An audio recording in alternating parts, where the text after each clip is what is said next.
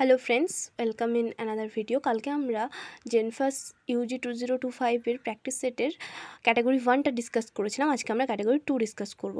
আচ্ছা, বলে রাখি সবার আগে যে ক্যাটাগরি 2তে আমাদের দুটো 2 মার্কস থাকে, আর একটা প্রশ্নের একটা বা একটার বেশি উত্তর হতে পারে, আর এখানে কোনো নেগেটিভ মার্কিং থাকে না। তো চলো শুরু করা যাক।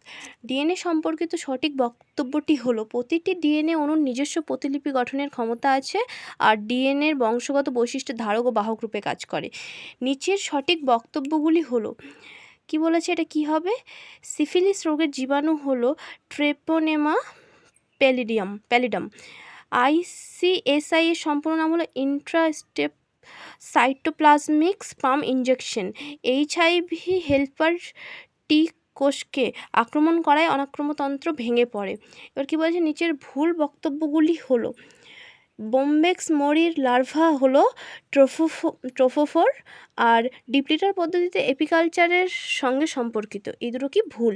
নিচের সঠিক বক্তব্যগুলি হলো, ব্যাকটেরিয়ার কালচার দ্বারা কৃত্রিমভাবে প্রস্তুত প্রথম উৎপন্ন হরমোন হলো ইনসুলিন, আর জেনেটিক ইঞ্জিনিয়ারিংয়ে প্রয়োজনীয় TI প্লাজমিড পাওয়া যায় অ্যাগ্রোব্যাকটেরিয়াম থোরিনজিয়েসিস থেকে।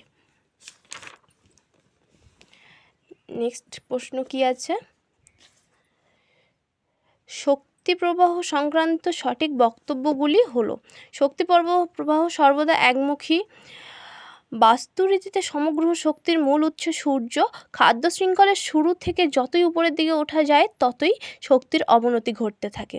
তো এই ছিল আজকে আমাদের সংক্ষিপ্ত video. Thank you friends, thank you for watching my channel.